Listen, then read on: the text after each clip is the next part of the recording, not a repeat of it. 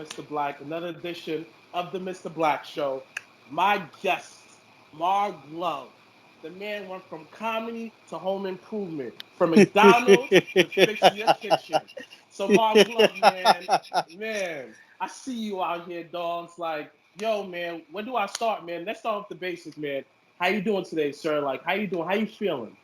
I'm feeling blessed. I'm feeling motivated. I feel good, man. Life is good. God is great. Family's good. I'm healthy, especially with everything that's going on right now. That's the most important thing. But I feel great, man. I feel great. Okay. Yeah. So let me ask you a question, man. Let's go. Let's start from the beginning, man. Let's start with your whole origin stories, man. So tell me hmm about yourself, man. Where did you grew up at? What's your hmm nationality? Like, tell me about that, man. Like, how did you? Tell me how you were as a youngin, man. Tell me about your upbringing. Well, born and raised Brooklyn, New York. Both my parents are from Haiti. However, I got immigrant parents. Okay, Yeah, same thing as you, right? you ready to Pops know? is pops is from Saint Raphael. Mom is from the city. Mom is from Port-au-Prince. Mm-hmm. Uh, I was born in 1979. Born and raised Brooklyn, New York. Like I said, Canarsie to be exact. And just grew up in a very straightforward Haitian household. You know how it is. The three L's: l'école, la caille, l'église. You know what I'm saying? If I'm not in church, I'm in school. If I'm not in school, I'm in the crib. Ain't no ifs, ands, or buts about it. So Nothing. yeah, that basically pretty much was a grand. That was and still is a grand majority of my life. Just growing up Mm-hmm. or being surrounded by Haitian culture, raised by Haitian parents. And yeah, that's basically been it, and up until now. So how was it for you growing up as a Haitian? Especially in New York, because hmm it was easy being Haitian. Like, it wasn't cool to be Haitian. So tell me about your Right. experience growing up being Haitian.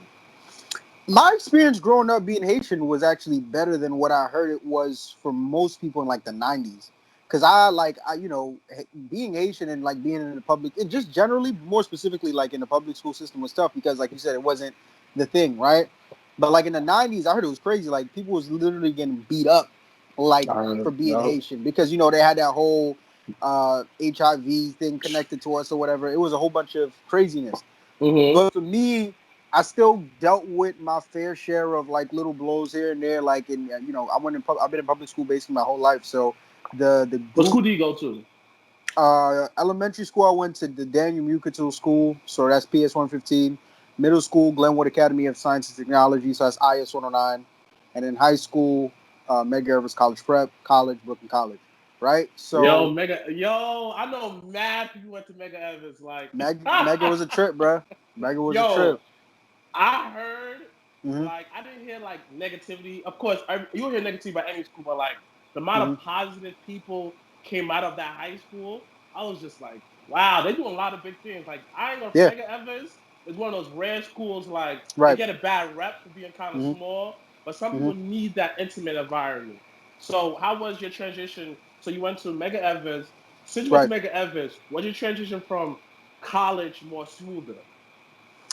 It was kind of, I mean, academically, yeah, because like I went to a college prep school, right? So Mm-hmm. academically, the standard was set a little bit higher. Like I like in from, there were some people that went to the middle school that like by ninth grade they were taking like college classes. So yeah, it was crazy. Like you had like ninth graders taking like AP this and calculus that and all the different things, and so the bar was definitely set pretty high. Academically, I felt like it was a smooth transition, even though I was never really a great student like that.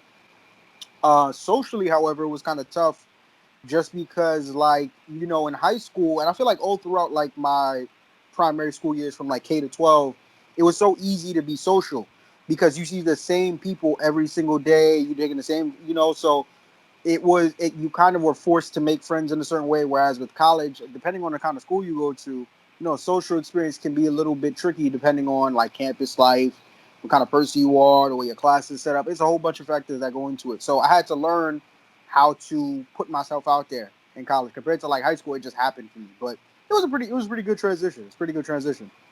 So let me ask you a question. So how do you end up being Mr. Funny, making the whole room laugh? Like, when did you discover that you had the gift of comedy? uh I was around comedy from like birth, because like I grew up like I remember, like I said, like I like leaves. I ain't go to no parties. I Yeah. have no extracurricular activities. So I basically, like, whenever I came home from school, if I wasn't doing schoolwork or whatever it was, I'm in front of the television. So I grew up around a lot of cartoons. I actually like watch a lot of just like comedy based things, and I guess subconsciously, those kind of things like worked into like my mannerisms and the way that I carried myself and behaved and things like that. And from super duper young, I was actually very talkative. Like when I was really, really young, I was super duper talkative, and I was always found like pleasure in just getting a laugh from other people. So it wasn't really until like maybe late middle school, early high school that I really started to come into my own, because that's when I started making like the videos and like showing them to people, and I started learning how to edit. So I would make like sketches and skits and rants and commentaries. I didn't even know what it was at the time. I was just expressing myself. Like I just needed an outlet to just talk about what was on my mind and how I felt and what I just wanted to put out there. So it was late middle school, early high school, and then from there, like once I really started like getting more and more attention from it, and people just started showing love, it just picked up and took off from there. So what are some of you think? So what are some shows that was inspiration to you, and who are your favorite comedians? Let me do favorite comedians first. I think that favorite comedians all time or right now. Man, your top five, no particular order. Like Okay, people that you can always just like, it could be now, whatever. It's your list, man. No limitations. top five. Dave, of course. Yes. Uh, Chris Rock, of course. Definitely a big Kev fan. Gotta put Richard Pryor in there, of course. And then I'll say, I'll throw in like Bill Burr in there. I'll throw in Bill Burr. Then not in terms of like greatest, but I'll just talk about like favorites, like top five Mm. favorites or whatever it is. Mm. So there was that, and then like just shows I grew up on. I mean, pretty much the same shows like everyone knows it, like Tom and Jerry. It was all over the place. Tom and Jerry to like Drake and Josh to Keenan and Kel was definitely a big influence for me. What else? Fresh Prince. Whenever I caught it here and there. Classic. Um, shit, the list just goes on and on and on, man. So many different cartoons. So many. I was more of a cartoon guy growing up than I was like sitcoms. I didn't really like sitcoms when they were on. I'd watch them, but I was always looking for cartoons. Right. So yeah. Okay. So basically now you transitioned from Mega Evans, you went to Brooklyn College. Hmm. So as you were saying that you kind of find who you were in middle school into high school. Hmm. So as you find who you are, you're making jokes, whatever, sharing them throughout people, then you realize you actually do a sketch. So I came across you from a video of you working at McDonald's and your Right. experience. Right. For the people that who know you ever since then, did you really work at McDonald's? And Mm. what made you do those? Like, what made you do it? And worse, and third question is, how true were some of the stories that you were spitting? Because some of them I was just like, nah, man, this is funny, but it can't be real. Okay, let's go one by one. Did I actually work at McDonald's? Yes, I worked there for 6 months. I wasn't there for too long. I was there for like 6 months. That's true. Yeah, that's true. Second question was what made me do the video? I mean, yo, like remember at the time, like I was working at McDonald's because I needed money for comedy. Like at that point when I started working at McDonald's, in my mind I was like, okay, I want to do stand up. I'm gonna do stand up, and I'm gonna just go get the money for stand up, and like I was locked in. So I had a McDonald's that's literally like 5 blocks away from my house. I'm like, all right, bet I'm gonna just start working there. And as a comedian, and just as an artist in general, your muse is whoever's around you, whatever's around you, whatever's going on around you. You understand? So if you rap and you live in the hood, you're gonna rap about the hood. If you're a comedian and you live in a house full of Caribbean people, you were raised around Caribbean people, your jokes are gonna be about Caribbean life, right? For me, I was working at McDonald's damn full time. Like I was working every day 3 to 11. It was crazy. So because of that, I just experienced so much of the craziness that came with it. Jokes and ideas just started rolling in, and I'm just like, yo, I gotta just do one big old video where I talk about all the BS that comes with working at this place. And the video did real well. The video took off, and it did what it did. And were some of the stories true? All of it was true. All of it was true. All of it. There was a lot of stuff that I actually kept from the video, but yeah, a lot of it, all of it, no, all of it was true. Yeah. I mean, my personal favorite, it Hmm. was just like you got so fed up at the customer, you took up a uniform, you was just like, you do this. I was Right. just like, yo. Yeah. It's bad relatable because I didn't work at Right. McDonald's, but I worked at, having millions of jobs, checkers, you name Right. it. I worked there, and man, once you work at one fast food joint, you work at them all. It's You worked at them all, all the bro. same. You worked And at them some of all. your jokes, I was just like, Yeah. especially the apron one, like, how Mm. many times I want to tell a customer, you want to put an apron? You want to Right. cook this burger? Like, Right. you're doing Yeah. too much. Yeah. So, as you get money for college, you Mm-hmm. did your 6 months bid at McDonald's, and 6 months then, bid. man, it's a bid, baby. It's a It's a bid, bid. baby. All right. So, when was your first comedy show? And when was your first comedy show? Tell me that experience and how you got booked to that. What made you book that first section? What was it? My first comedy show was back in 28. Was it 2017 or 2018? I forget which year it was, but it was back. It Mm-hmm. was during the summer. It was August, I believe it was. That was my first official like show. That wasn't the first ever time I got on stage. The first time I got on stage was an open mic, so I don't really count that doesn't count as a show. But the first show I ever did was back in August, and I got it because I kept like I was just at the time I was just doing open mics, just trying to figure this thing out. And at these open mics, other comedians are there, so you're networking before and after the mics, introducing yourself, transferring, sharing information, all that. So after one of the mics I did a mic at Broadway Comedy Club, and there was this comedian there named Rashad Bashir. I'm still cool with him to this day. Shout out to him, much love. And he saw me, and at the time I didn't really have anything, but I just had really good stage presence because I came from a long history of public speaking. So my jokes are garbage, but I felt so comfortable on stage that like, even though what I was saying wasn't really all that funny, I knew how to say it in a way to where it's like, even if you wasn't laughing, I knew how to keep you entertained. So he saw that in me from early. He was like, "Yo, you're like, you still super early. You the way you can command the stage, this and that. Come do. I have a competition coming up. Come do my competition." Like it was a stand-up comedy competition for newer comedians where 3 comedians do a set, like a 10-minute set. No, I think it was a 7 or 8 minute set, and the winner gets to perform at Caroline's on Broadway, which is a very popular comedy club. Yeah, I know about So Caroline's, yeah. I'm like at that point I'd only ever gotten on stage like 3 times ever. So I booked that show, and then like weeks leading up to it, I still had access to like some rooms at Brooklyn College. I would meet up with 2 of my friends who were super duper close to me at the time, and I would just run like literally like 50 to 100 jokes. I joke ideas off in my head every single day, just trying to find the perfect joke for my first show. Because in my mind, I'm like, I gotta kill the show. Mind you, I don't know shit about comedy, so there's no way I'm gonna do good at the show. But in my mind, like, nah, I'm about to body it. Whoop, whoop, I got to get ready. Weeks of preparation. First show comes. I do the rookie comedian mistake of inviting everybody. I invite one of my high school teachers. I invite my friend. I tell her to invite her friends. I get a Damn. camera person to record me. I'm like, I'm about to, what? This is about to be historic. This is about to be great. I get up there and I bomb so hard. I just do so terrible. Which is how it's supposed to be. This is my first show ever. I'm only 3 shows in. I probably don't have more than a month of comedy under my belt. It's not supposed to be good, and it wasn't good. And I bombed miserably, and I lost the competition. And yeah, but I mean, it wasn't that bad of an experience at the time because I had bombed so many other times before that at like mics, at open mics. But like that's what kind of made me realize I even wanted to do comedy because even when I did bad, I never went home like, damn, I did bad. My mindset was always like, I want to get back on stage again and do that again and keep going again and again and again and again and again. So yeah, that was basically it. So what kept you motivated during this time that you kept on bombing and bombing and bombing? Like, and what are some of the life lessons you took from those bombings? That's a great question. I love that question. That was okay.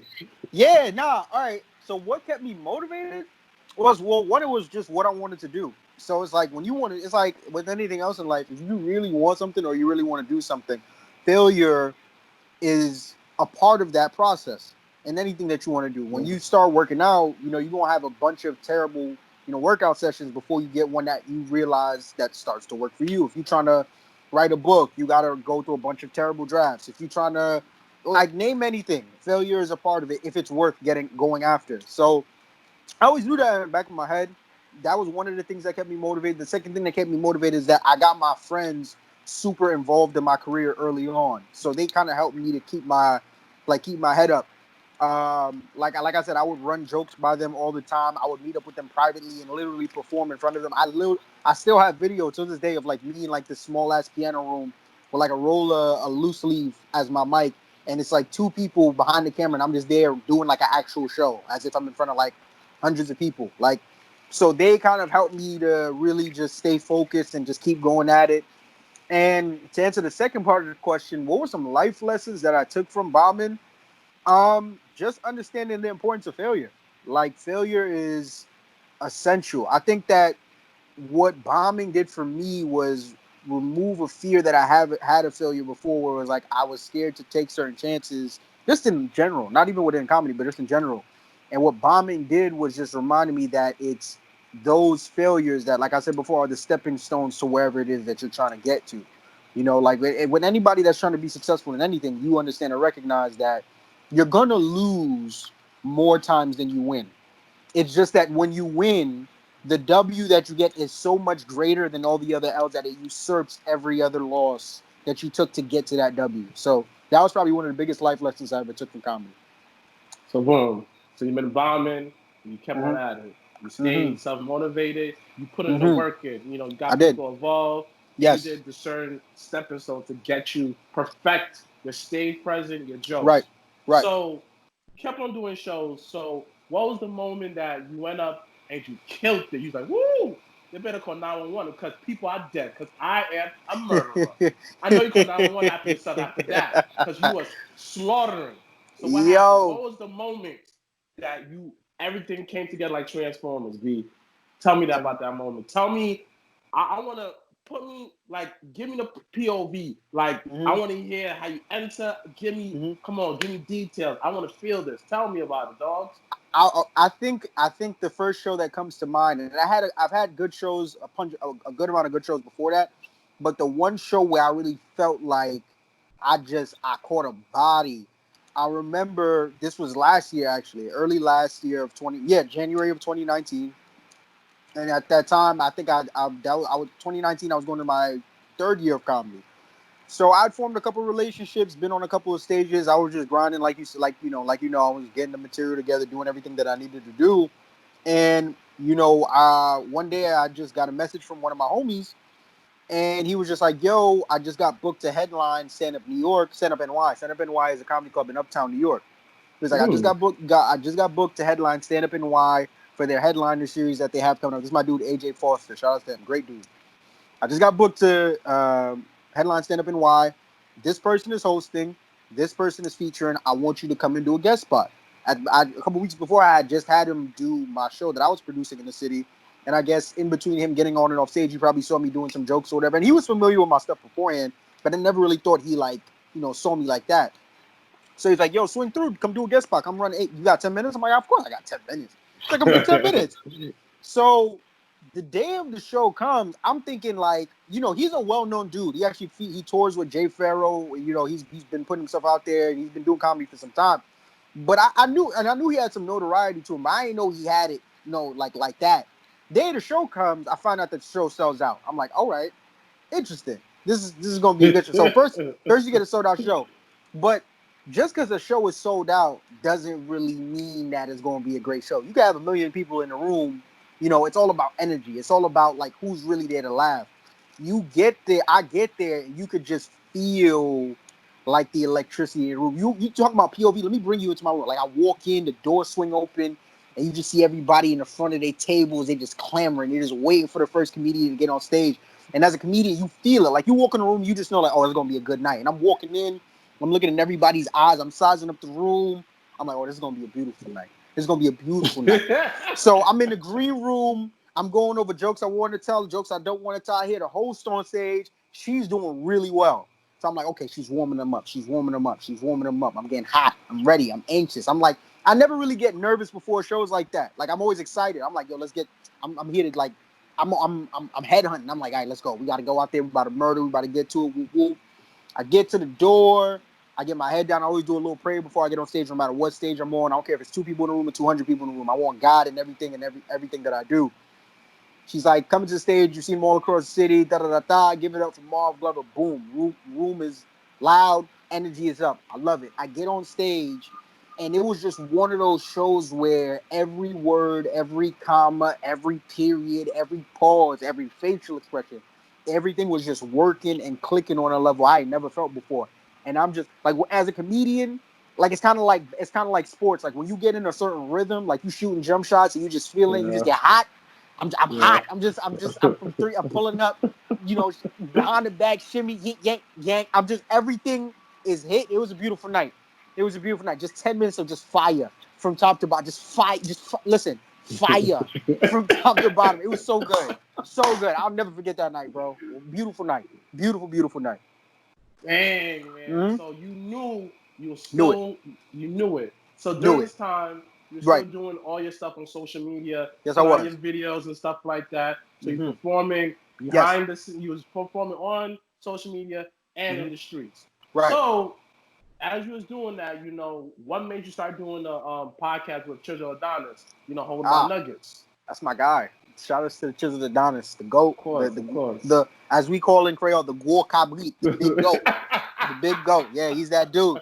Nah, yeah, he's special, man. Nah, me and Chisel Adonis, we've known each other personally for years. Me and him actually went to the same church once upon a time, and we always knew of each other, but we never really had like a relationship with each other. Like we never really talked to each other like that. I was always cool with his brother. So what happened was when he started doing comedy was around the same time I started doing comedy. So we connected from that. Like I was like, yo, like we met up at like a church service. I was like, yo, I love your stuff. He's like, yo, I love your stuff too. We just started keeping in contact from there. And you follow him. He's very big into like sports and stuff like that. At the Yeah. time, I loved watching sports too, and I loved talking sports. And me and him, like, we just text every other day, and we would just get into like debates and discussions on whatever, like who's top five this, greatest Mm-hmm. that. What do you think about this trade? Yo, you heard about this rumor? Whoop whoop. And then one day I just came to him like, yo, like, we should do a podcast. Like, I would love to do a podcast where we just sit down and talk shit about sports. And the way that the Chisel Adonis is, like, he's very open. Like, he's not a hard guy to work with. He's a very popular, notorious dude. But it's like, if you know him, if you're really a genuine, down to earth guy, always down for whatever. So when I Very shot the good. idea, when I shot the idea to him, he was like, "Yo, let's do it." And we took it based on, you follow him. Let's say you follow him. So we took it based off one of his famous quotes, like "Hold my nuggets" or Yeah. whatever. Yeah. Took that, branded it off that, ran with it, and it's just been a great experience ever since. So yeah, shout out to him, man. It's been dope. It's been real dope. So you're still doing your thing, doing still with social media. Mm-hmm. Actually, one of my favorite skits, a more recent one, is where you were talking about your favorite beverages. I was just Right. like, yeah, this man is saying shit. And what a line you said on there. You said it had that. Yo, I know that have old man taste. So what? It's my Yeah, list. I was just it's my like, list. It's my list.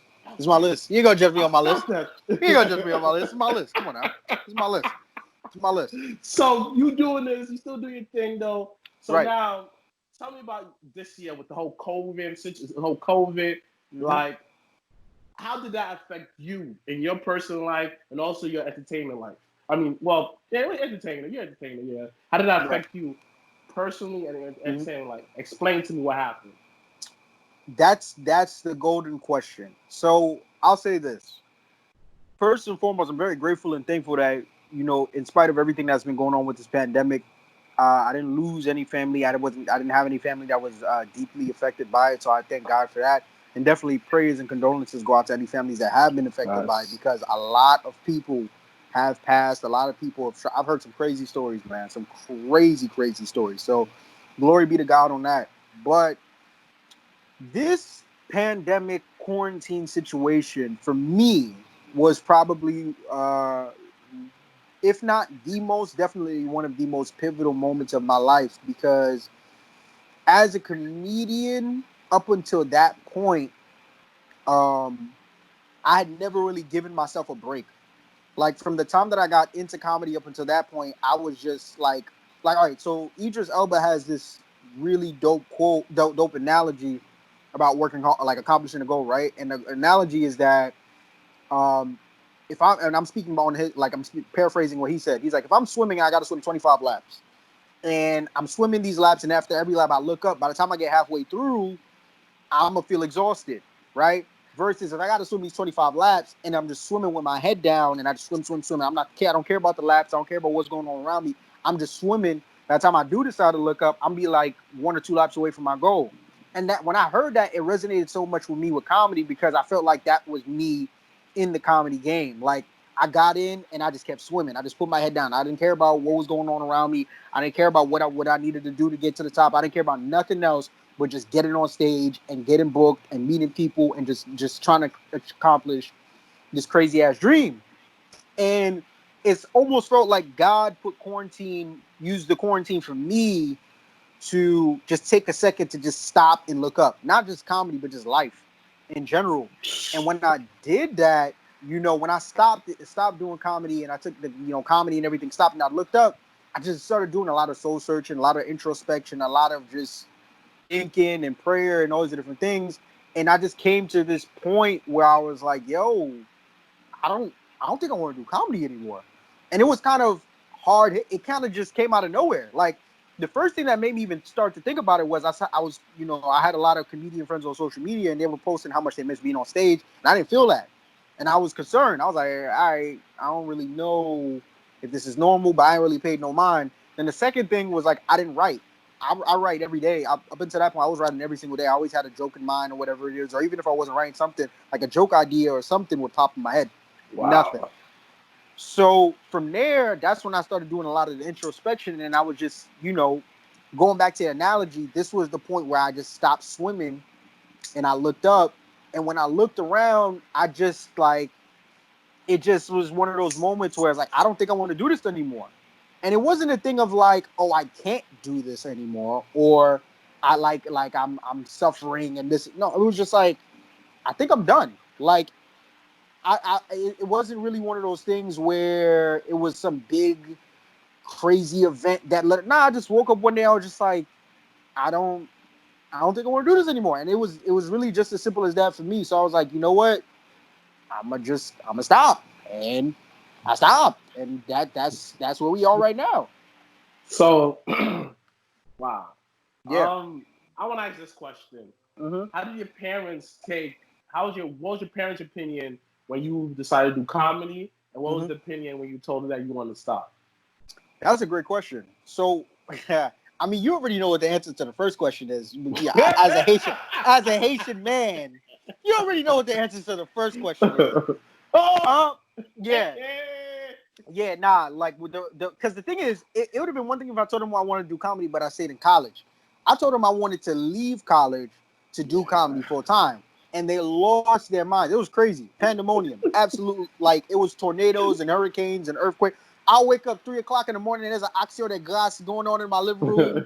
Like they're trying to figure out if there's a demon that possessed me to not want to be in school anymore. I'm coming in the house. Oh, there's like prayer meetings taking place. I'm like, yo, I'm good. Like God is still here. I just don't want to be in school. So it was crazy, bro. It was absolutely crazy. But I got the reaction I got from them, but I think I earned their respect when I showed them how serious I was about it. To the point where it's like when I made the decision that I did about leaving school to pursue comedy full time, I never wanted my parents' approval because I knew I wasn't going to get it. And there's no way I can come to a Haitian parent and say that, hey, I don't want to go to school and I want to pursue a career in entertainment for them to be like, oh, yes, we support you. Hell no. I knew I was going to do it. I just wanted the free will to get the chance to do what I needed to do to get to this dream. And after a while, they kind of gave that to me. Like they kind of just took a step back and let me breathe and let me do my thing. And it was great. Now, fast forward 3-4 years later, to their reaction to me stopping, it was really like, I didn't really get much of a reaction from them. I think mainly because and you touched on it earlier on in the very, very beginning of this interview. It was, especially for my dad, it was one of those things where it's like, I think I would have got a reaction if I told him, like, if he saw I stopped doing comedy and I started doing something even crazier or whatever else. But I stopped doing comedy. I kind of just started working with him. Like now, me and him work together to build up the family business that we have going on, as you touched on, like the home improvement stuff. So I think for him, even though he hasn't verbally said it, it's kind of like maybe it's a little bit of relief and also elation because I'm working with him. But then also kind of I don't know. Like Haitian parents are weird. It could be a bunch of different things. But all in all, I know for a fact they're not. They're okay. They're all right now, which is cool. Yeah.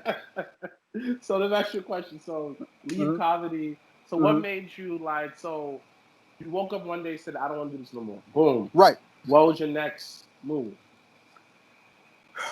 It was one of those things where I woke up and I said, all right, I don't want to do this anymore.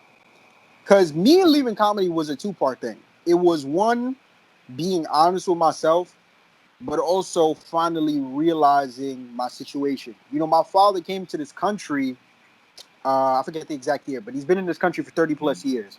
And he's everything that he has and everything that we have as a family, he built from the ground up. Like you, once again, you Haitian, so there's nothing I'm saying that you don't know. Like Yeah, I immigrant already parents, know. man, the grind is real. Serious. They will come here and sell socks to put you through school if they need to. Like they'll do whatever, So my dad came here with nothing, just his two hands, and he built, this company that we have now. This Francois Home Improvement is what it's called. I see 20 that. plus years, 30 plus years from the ground up by himself, and a part of the reason why I also decided to stop doing comedy was also just because, like, not only because I just didn't want to do it anymore, but because I looked at what my dad had worked so hard to build, and I just had to ask myself the honest question that I try to avoid for so long, which is like, yo, if my dad dies today, God forbid, but if he dies today, what's gonna happen? Because I was just at a point where like comedy isn't paying the bills. My dad is older, he's diabetic, all these different things, right? And I'm the first son. I got one other brother. It's really just me and him. If my dad dies today, I, as the first son, have to step up and I'll become the man, right? And we have this business that he has that's doing really, really well, but is going to need someone to take care of it whenever his time comes. We are fortunate enough to own property, right? So those things need to get managed as well, all those different things. And I was just like, that all of those things fall on my shoulders, And I just had to look at those things and I sat them next to comedy and I was just like, yo, if I dedicate the next 5 to 10 years of my life to comedy, which I'm starting from the ground, like my dad once did when he first came to this country, versus dedicating the next 5 to 10 years trying to build up what he already built for me and for my brother, what is going to bear more fruit within the next 5 to 10 years? And the answer for me was easily what my dad had built. And naturally, people hear that, and the next question after that is like, well, does that mean that you left your dreams to go do your dad's dreams? Nah, because for me, it wasn't until I started working with him and started getting into business that I realized, like, yo, this is dope. Like, it's not like I don't wake up every single morning. I'm like, all right, man, let's go build this business up. I wake up every single day. I'm motivated and I'm excited because through this business, found a newfound love for entrepreneurship that I never knew that I had. So now, through me getting involved in this business and getting involved in everything that I've been doing with my father, I'm learning about credit. I'm learning about real estate. I'm learning about all these different things that I want to use now to not only take care of my family, but I've come into this new goal of mine where like I want to give back to the Black community, to the Haitian community. I want to educate myself and elevate myself to a point of success where I can take my resources, take my knowledge, take everything that I have, and pour it back into our community. Because I see a lack thereof of understanding of, how we can leverage our situations and our resources for a better tomorrow. You understand? And if I could be the person to go ahead and do that through what I have right now, that'll be great. So all in all, I think it's all so far because it's still very early, but it's all been working out for the best. But all in Wow. all, that's just where I'm at in my life right now. So you totally invested into the business. Mm-hmm. So what are some of your goals for the business? Well, right now we are based in Brooklyn, but we service all 5 of the neighboring boroughs in New York City. The ultimate goal is to branch the business out to the point where we have a workstation in each and every single one of the states throughout all of the East Coast. But that's going to take some time down the line. So there's that. There's also using the business to create some more subsidiaries and basically like other businesses that branch off from it. So another business that we have, which is kind of like a subsidiary from the business, is we have a retail store in Brooklyn, New York, in Canarsie, called Francois Kitchen, Bath, and Variety, where we sell like cabinets, vanities, countertops, kitchen and bathroom fixtures. We Haitian, so we threw a little money transfer service in there. We got a little Ria financial in there in case somebody want to send, un petit good pour un petit madame na Haiti. You know, we get tout bagay sa net. We have everything. So that's also another goal for me too, like using it to branch off and create other businesses and things like that through that. And yeah, those are the two main goals. So those are things that we're working on slowly but surely. But yeah, it's definitely a work in progress. So basically, expanding the business and the Right, many different ventures, one smaller business, as you said, like, wow, right, wow, it's just, crazy. I'm just amazed about Right, like your whole transition from comedy to right. Mr. Home Improvement. So, since all the knowledge you have gained through doing comedy, social media, have you take some of those tools that you learned to the business?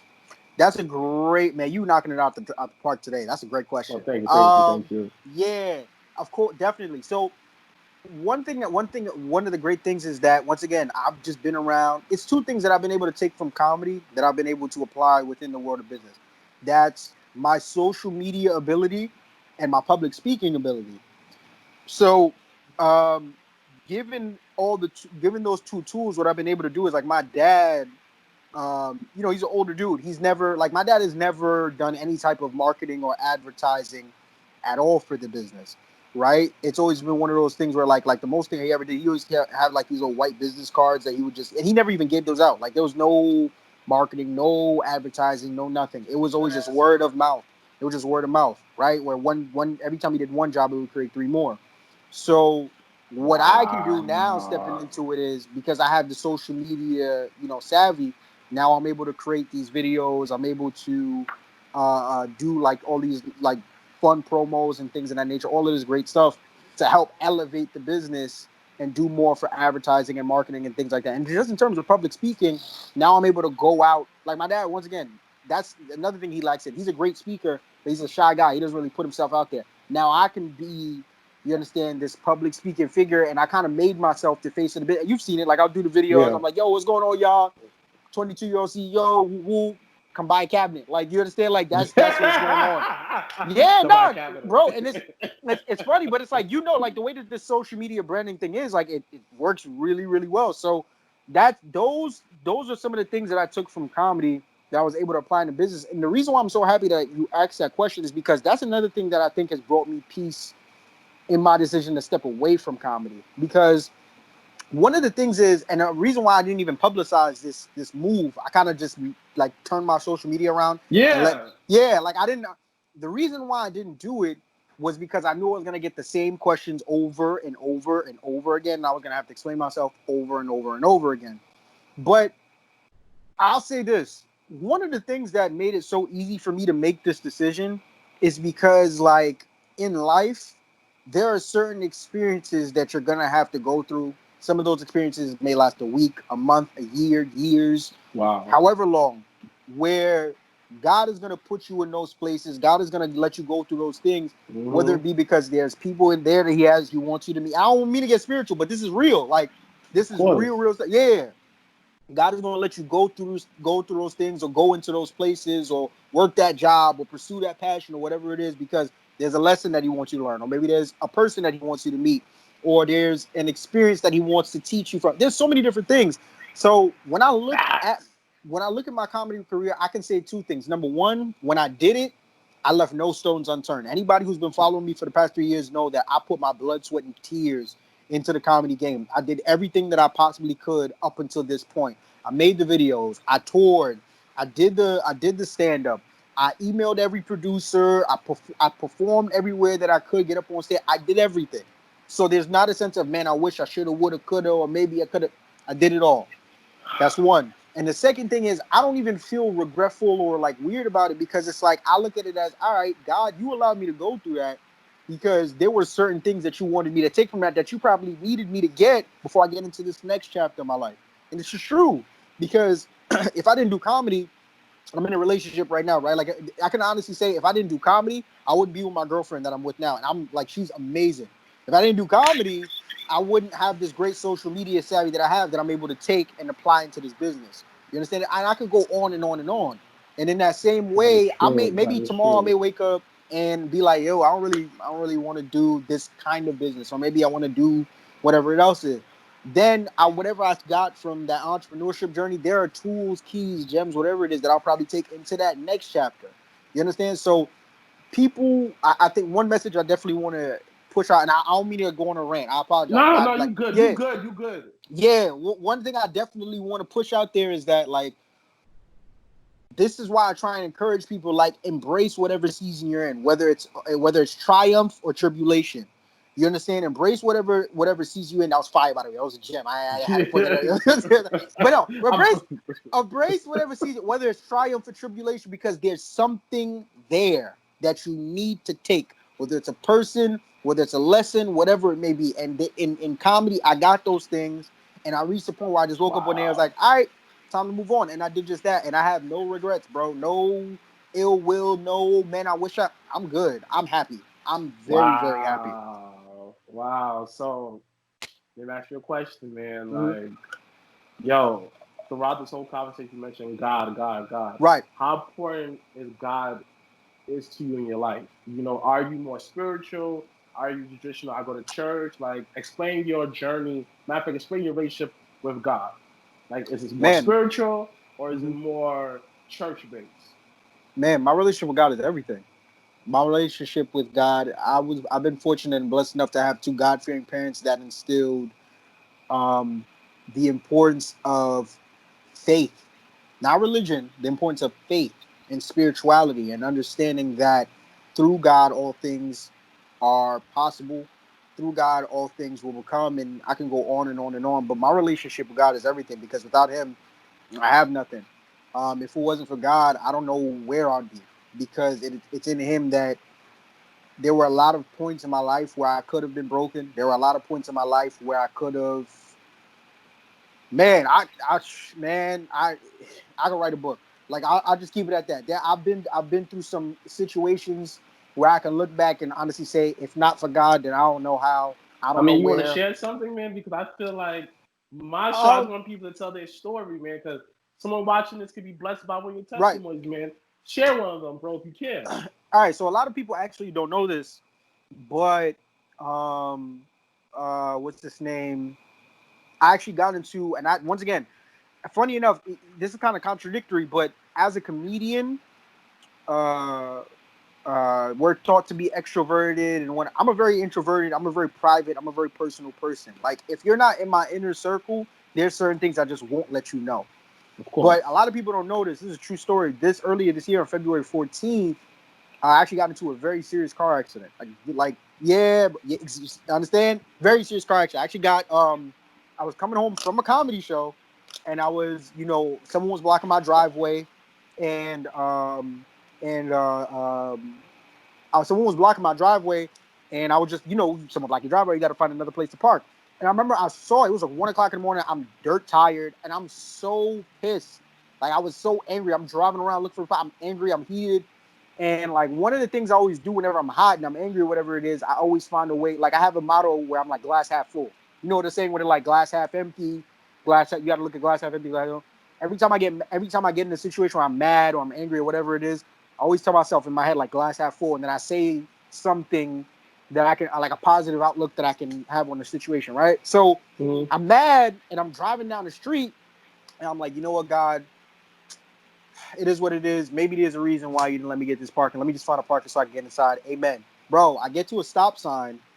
I start to break the sign. As I get to the other exit, this car comes flying from my driver's side and hits, like, T-bones me, hits me. They don't hit me in the back of my car.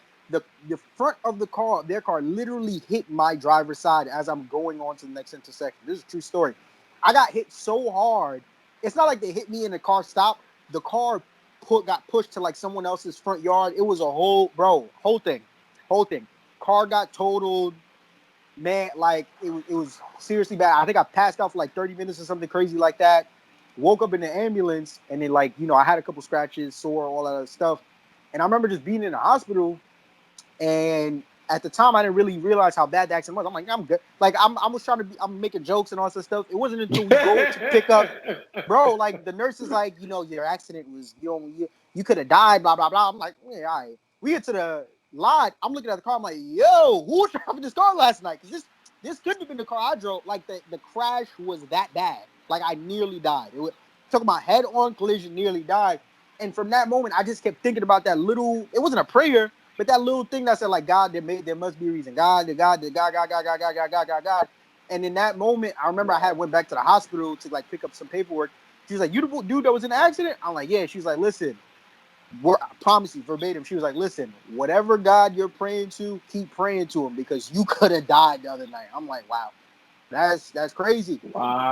Yeah, Wow. and then from that, I mean, like I said, I could go on and on and on, but it's like it's certain situations like that. I lost the car, right? Of God be the course, of glory. I'm course. still alive, but it's Yeah. like, bro, it's certain situations you go through, and to this day, I still don't know why that happened, right?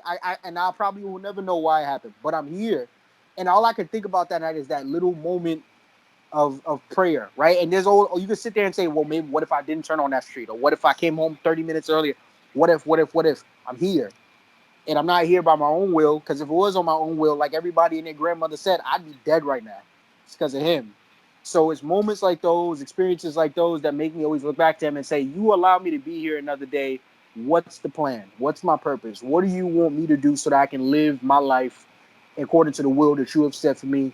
And I'm just grateful, man. I'm blessed. I'm very, very blessed. Wow, man. Yeah, bro. I mean, wow, man. Yeah, Like yeah, your yeah, whole is just wow, man. Like yeah. only thing I could say is one thing I have adapted is everything happens for a reason. There's always a Mm-hmm. greater purpose. Like you mentioned Mm-hmm. earlier, that everything you go through is for a reason.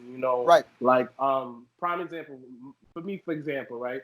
Growing up, I have taken this is probably a little before your time, like something called Fruit Loops.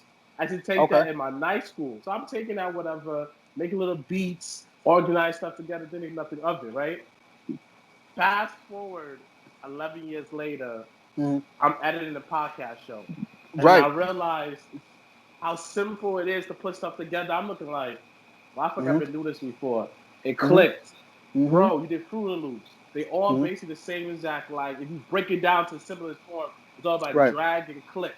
Right. That's it. If you really think about that. But it's Right. more to that, but if you break it down to the simple thing, it's just like you said, like, if I never took that Fruit Loop class in high school, I Mm-hmm. probably would never got into editing the way I did because, Right. like you said, it was all part of God's greater plan for you. Always.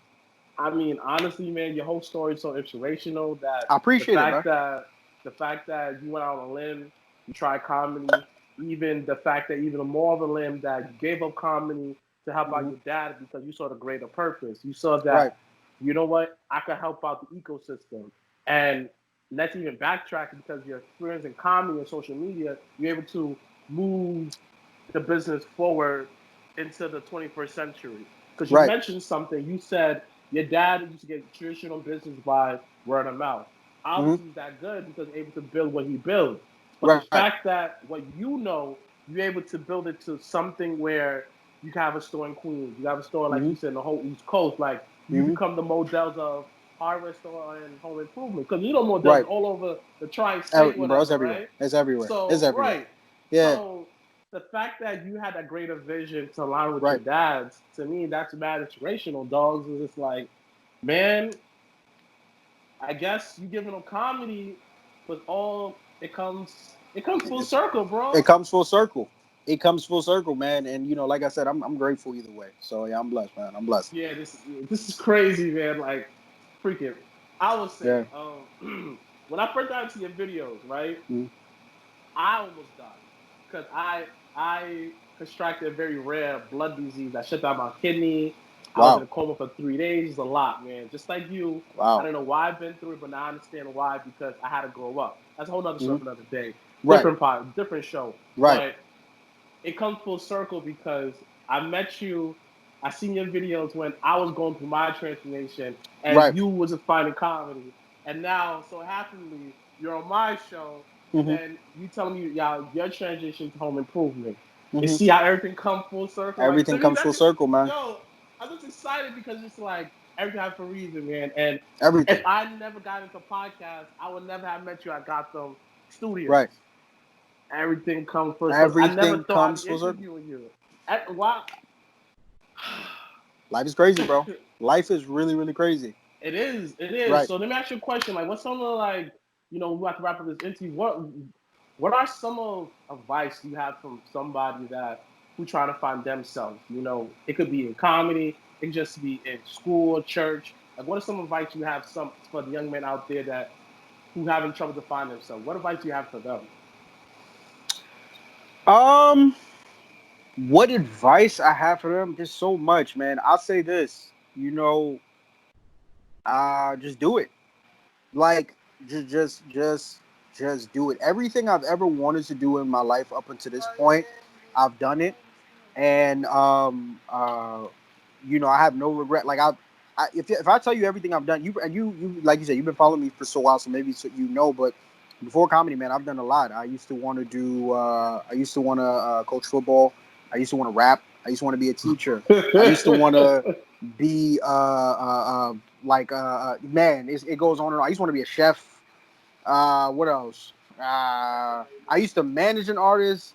I used to want, bro. I went all over. I've been all over the place, but Wow. it was just a matter of me being honest with myself in whatever point in time I was when I wanted to do those things and not being fearful. I feel like a lot of the reason why so many people die with regret is because they overthink things. I never overthought anything. I could have easily told myself, like when I told myself I wanted to coach football at the time that I did, I could have easily told myself, like, well, I never played and well, I got to learn this and what if this and what if that. I ain't do all that. I let the chips fall where they may, and then I just went and did it, and I did it, and I made great relationships. I had a great time, and that's what happened with a lot of other things I did. Same thing goes with comedy, right? I could have said, what if, what if, what if? Like a lot of people told me when I told them that I was going to go do it, but I didn't have time for what ifs. I had time for what is. You understand what is? You understand? Mm. You see what I did there? It was Mm. spicy. But no. I only had time for what is, and what is the fact that we're gonna die, bro. I think that's something that a lot of people don't realize. We're going to die, whether it be 22, 82, whatever it may be, and I don't have time to sit here and worry about, well, what if this stuff. Nah, let's just do it. And if it works, it works. If it doesn't, it doesn't. But I did it. That's why I don't have no ill will or no weird feelings about comedy, because it was just a matter of I did it. I did everything I wanted to do in it. I didn't leave nothing, no stone unturned, nothing like that. I just went out and I did it, and I lived with the results. So, to anybody that wants advice, the business that you're trying to start, go do it. The book that you want to write it. The rap career that you want to pursue it. And if it fails, you did it. Like that the goal was for you to do it. Everything else that comes after is a blessing. If it happens, if it doesn't, who cares? You did it. So you'll never have to die wondering, well, what if I did? No, I did it. I'll never have to worry about what if I didn't do. I did comedy. I tried coaching football. I tried rapping. I tried to be a this and a that and a this, and I'm gonna keep doing that. Like I said, if I wake up tomorrow and I'm like, I want to sweep floors for a living, I'm gonna be the greatest janitor ever, bro. Like that's the kind of mindset that I have. It sounds stupid. It sounds crazy, but that's what life is. Life is about being honest and just doing whatever the hell that you want to do with moderation. Obviously, Of like course, I'm of not gonna course. just drop the business or whatever and be like, all right, let's go sweep some floor. No, but I'm use that to make a larger point that it's like, yo, just go, just do it, just go after it, and just be, just living your truth, man. Man, man. I mean, I that's a great way to end it, man. appreciate it. A lot of jewels you had dropped, Right. man. Well, the only best way I know how to close it out for you, man, is man, where can they find you at, brother? You can find me on Instagram at Marv Francois. I changed the last name. So, little fun fact: the name used to be Marv Glover because the inspiration was because Kendrick Lamar's full name is Kendrick Lamar Duckworth. So I did a similar format where I did like Marv Glover, and then I just took my first and my middle name and I made that my entertainer name, just because Marv Glover sounded a lot better than Marv Francois as an entertainer. But then since I took a step away from that, I was like, I'm gonna use my actual blood God given last name. So Instagram at Marv Francois, Facebook at Marv Francois. The business page is at Francois underscore home underscore improvement. Where else? I'm on Twitter at Marv Francois.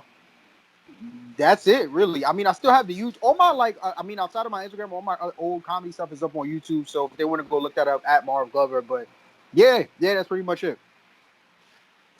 All right, brother, man. Thanks for this interview, man. Thank Most you definitely, for bro. taking the time out, man. Yes, sir. And for everyone else who's out there, man, if you enjoy this, man, there's many more, man. And this is the Mr. Blacc Show, man. Dropping Appreciate jewels you. on daily, man.